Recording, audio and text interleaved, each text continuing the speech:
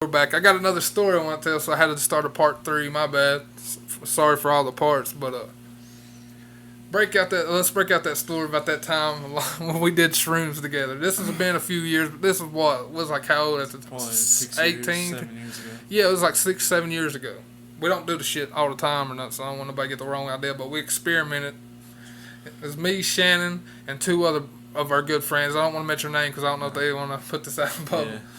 But we all got a bunch of shrooms. How much did we get? I know we all had at least 10, 15 each. I know you and what? Just say red. Red had a split, cause y'all, Yeah, we split the bag with what we had. Yeah. and You had your own bag. I had my own, and I had 10 or so, and we was taking them, and we sat there for 5 minutes or so, and we was like, They ain't kicking in. they ain't kicking in. It's not working. Well, I came up with the idea. I already had them in my hand, and they was looking at me, and they was like, Shannon's got the plan over here. And I started eating them. See, me and Jay done ate our bags, so we started trying to digging into Shannon's. And I started eating them. And they started eating theirs, the rest of theirs. And I just remember, as we're eating them, and we're going through so many, that it just hits us all of a sudden, and we're like, yeah, we're good. We're good. And we was laughing. We was laughing so much we actually stopped ourselves from it. Exactly. Yeah, at first we was kind of like, this ain't even, we don't even feel nothing. Yeah. And then before you know it, we start laughing at nothing really. I mean, we start having a good time. We start cutting up, giggling, laughing at it. I remember one thing that set us off was our friend, we'll just say Mike Jones, like the rapper Mike Jones. Yeah. We'll say our friend Mike Jones, he kind of looked like Sylvester Stallone. And we brought it up, me and Jay did or something like that. It was like, you look like Mike Jones, or you look like Rocky. Yeah. And then it was funny because we got this video game and we got this fight game on there. And then after we said that and was laughing, Michael was like, hey, yo, want to play the video game? Yeah. Hey, yo. No, he said, hey, yo, y'all want to play the fight game? Hey, y'all want to play the video game? And this motherfucker looked just like, so that sent us off. We're on fucking shrooms tripping balls. And his motherfucker looks just like Rocky, and he just talked like Rocky, but he didn't do it on purpose. It was so fucking serious, like he wasn't trying to be funny or nothing. Yeah. It was like we thought he was Rocky for a good minute. It was funny. That set us off and got us laughing. Then we made the mistake of going outside. Yeah. We went outside, then we start fucking tripping outside. Oh yeah. Everything was much intense when we got outside. My papa at the time came outside, didn't he? Didn't he come outside to say something? I think he stopped us on the way outside. What happened there? I can't remember that part. I don't remember that part. I remember he came out the door, and he said, "You guys, you guys feeling it?" Or it was like, "You guys are messed up, ain't you?" Or something like that. And you looked at him and laughed, and was like, "No." You can tell, can't you? Or something like that. Then I just remember he didn't say nothing. Then he walked by you, and I thought he left this impression that he was gonna go get a gun or something. I was freaking out, and I didn't tell nobody. Because he's been bad about pulling guns out on my friends before. He pulled a gun out on Jay and Terrence one time. Yeah. And that was in the back of my mind the whole time outside, and we finally sat down and we started chilling, started talking about shit, and I'll let Jeremiah take over this. I don't even know where you look. I went. We went outside and we was all cracking jokes. Oh yeah, we was outside, and they start freaking out. Well, at first outside we was having fun, but then who was it? It was either you or Jay. Was like, I hear sirens. The cops are coming. It was Jay. Jay said, I hear sirens. Then he starts running back towards the house. I'm like, calm down, dude. There ain't no sirens. Yeah. And I got him to stay outside. And the whole night, Jay is badgering Mike Jones. Yeah. And Shannon too, or who was it? Was it you? He didn't start on me until I was outside and I was freaking out. Yeah, okay. Then that's when he started on. Yeah.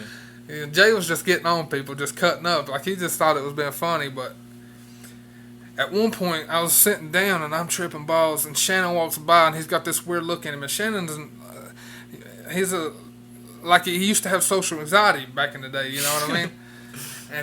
And he was like, y'all gonna have to quit. I can't take it anymore. And when he said that, I got scared as fuck. I was like, this motherfucker's gonna shoot us. He's the type that go Jeffrey Dahmer's on us or something, whatever, you know, serial killer on us, trip out on shrooms and kill us. So I start freaking out. When Shannon said that, and Jay kept getting on Shannon and Michael, I'm like, Jay, you going to? I'm thinking of myself in my head, like, Jay, you're gonna cause somebody to flip the fuck out, and it's all gonna go bad. You know what I mean? Yeah. So that the trip's taking a turn for the worse. We come back in the house, we go in the bedroom, and we're sweating balls. I'm especially sweating balls. You remember that? I was sweating like crazy. Yeah, it was like I just know it was like paper towel after paper towel. I couldn't stop sweating. I was fucking tripping. I was sweating, then I was freaked out because I thought somebody was going to try to kill somebody, so I had to separate myself from them. They wasn't helping things. So I went to the living room in the dark by myself and just sit there. Well, I'd sit there and lay on the couch for a minute and I'd feel normal. But this shit would come and go. It would hit you, then leave you, then hit you, then leave you. I'd sit there and feel normal. Then once it hit me, I couldn't sit still. I'd jump up, go to the bathroom, and sit in the bathroom for some reason. And I remember at one point I was sitting on the commode. I wasn't shitting. I was just sitting there. And I start pulling the toilet paper. And I'm tripping balls. I'm like, wow, it don't end. I keep pulling the toilet paper and it keeps coming, it keeps coming, it keeps coming, it keeps coming. I was like, it never ends. And then I look down at the floor. And the floor is like white tile with little like black and gray dots or whatever design. And the dots are moving around in circular motions and shit. They're moving back and forth and stuff. Man, and then I'd sit in there for a minute in the bathroom and trip out. Then I'd go back to the living room in the dark and lay down. And I'd feel fine for a second, and then it hit me again. I'd pace back and forth constantly from the living room to the bathroom, living room, bathroom. Yeah. And the whole time I'm freaking out because it's like, what if I'm gonna be like this forever? I can't function. Like, and I was also worried. It's like if Papo gets up right now and tries to talk to me, I ain't gonna be able to respond. And I was also thinking like, damn. I may have to call off Saving Crew. And they're going to strap me down in straps. I thought they was going to put me to crazy on, you know what I mean? Thinking worse. God almighty, it was the worst 7 hours of my life. Then we finally start coming down. Jay falls asleep. I think Mike Jones falls asleep. Shannon's still up, and he's coming down too. Then we come in the living room, we start chilling. And we both come down from it, and I was like, shoo. It was crazy, because at one point in time, when I got back inside and I started chilling out a little bit, I turned on some jungle music, and I had Jay rolling laughing, and he was still cracking jokes at the Mike Jones, and he was still going off on Mike Jones. I heard y'all like hours about Mike Jones and what the hell's going on. He just kept going off on Mike Jones, and I just know I had him cracking up the whole time with jungle music, and I got to the point where I couldn't laugh so much anymore. I was about to pass out if I kept laughing. So, like, I just walk up and, get out of the bedroom and get on the bed. And I can see that, Jeremiah's having a tough time here going through his situation. I went through hell. And I just remember, like, after watching him a while, sitting there burning up myself with sweat just pouring, that, he finally chilled out for a minute. Then we went into the kitchen, and, man, we finally regained ourselves. We came out of it.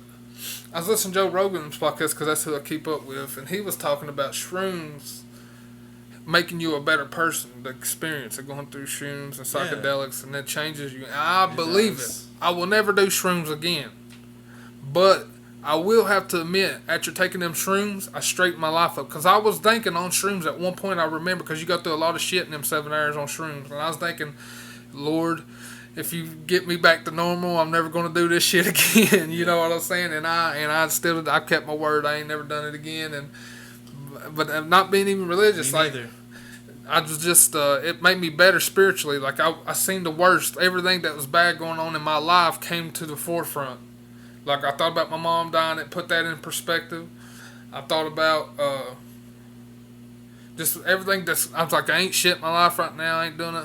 And then when, I came out of the experience, I ended up getting a real good job and was making like over $2,000 a week there for a while, working at nuclear power plants, bought my own car. I mean, life turned around for me there for a little while, you know what I mean? Yeah.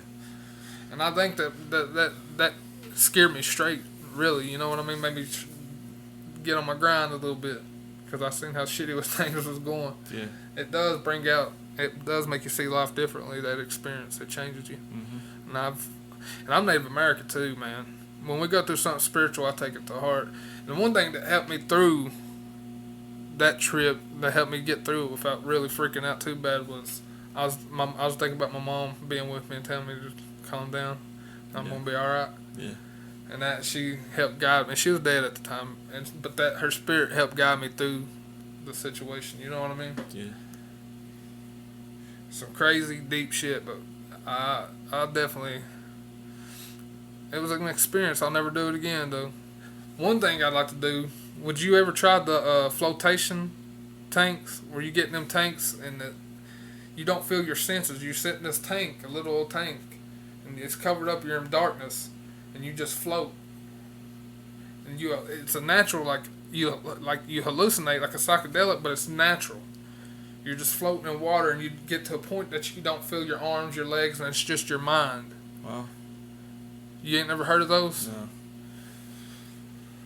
I'd like to try that one time just to see what it's like. It's a short thing. Like, as soon as you snap out, you can snap out easily. All you gotta do is just move or get up. You snap out of it. Yeah. I don't know. I've never heard of that before, but it sounds like it's like dimensional. Like if you like the same experience you feel on shrooms without the drugs. Yeah. But and you can snap out at any time you want. But Joe Rogan's a big pusher on it. He said this made his life 10 times better because he thinks you tap into a different sense that you can't tap into when you got your feelings, like you could touch and feel stuff. But when you're just your mind and you take the body out of the picture and you're just caught up in your mind, that you're reaching a different level that you can't reach normally. You know what I mean? Yeah. And it changes you. It makes you see different things. I don't know. I'd try it one time too. I would do it. Yeah. Be on a bucket list thing. Yeah, that's how it is for me. If I ever get the opportunity, I'm definitely gonna take it. But shit, we've had y'all long enough. I'm going ahead and cut this podcast off for now. It's good having you. Shannon, man, give us some closing words. I don't care what it is about. Just close us out with something. Take your shoes off, sit down, relax. You know, like you always hear, you're American. Respect that. Keep bringing it down. And the best thing about it is, you're your own choice. Don't let this shit influence you. Don't let the media influence you. Don't let nobody influence you but yourself. Get that right. In other words, he's saying, stand on your own 2 motherfucking feet. Quit being a follower. Be a fucking leader. I'm the type of person everybody fucking hates me. You know why? Because I stand for something. And when you stand for something, you may have to fall for something. You better be willing to fall. We're going to end this shit with a little Bone Thugs. First of the month, because you know what time it is. It's October 1st. Yep. New month. New goals. New dreams. I'm about to take over this boxing shit. October 11th. Fucking Black Diamond Beatdown 4. The Hangar in Wise, Virginia is where it's going down at. Need any more additional information, hit me up on Facebook, message me. I'll help you out. You definitely need to come because I swear to God, my hands are on another level. My boxing's on another level. Same MMA. You can't hold me up against the cage. You can't just put me on my back and hold me down. You're going to have to face me like a man and throw these motherfucking hands. You know what? Fuck Bone Thugs. We're going to switch it up.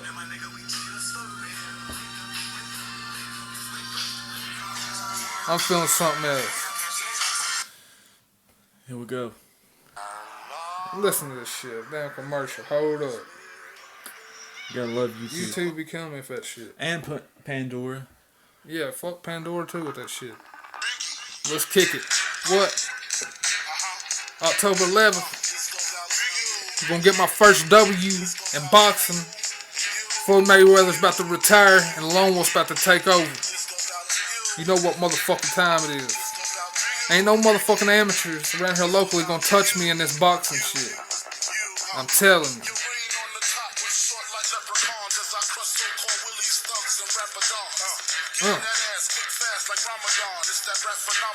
dada.